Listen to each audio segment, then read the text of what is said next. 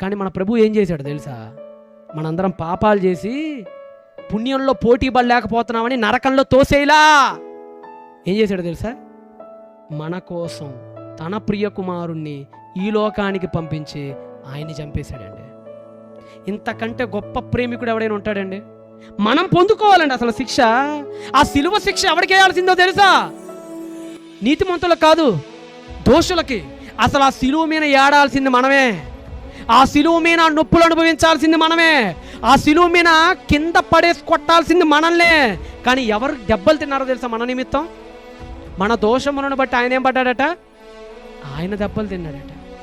నిజంగా మన కోసం మన పాపాలని భరించినోడు ఆయనే. మరి ఆయన కాకపోతే ఇంకెవడు మరి మార్గం మనకి? ఆయనే మార్గం. ఎందుకో తెలుసా? ఆయన లేకపోతే అసలు నీకు పరలోకం అనేది దిక్కే లేదు. యేసు లేకపోతే పరలోకం అనేదే లేదు. యేసు ఒకటే చెప్పాడు, నేనే మార్గము, I'm the way, I'm the truth, I'm the life, no man comes to the father unless by me. నేను లేకుండా ఎవడును తండ్రి దగ్గరికి రాలేడు చెప్పేశాడు అసలు ఆయన. కాబట్టి ఖచ్చితంగా పరలోక రాజ్యానికి వెళ్ళాలంటే మనందరం ఎవరిని నమ్మి తీరాల్సిందో తెలుసా? ప్రభువైన యేసుని నమ్మి తీరాలి.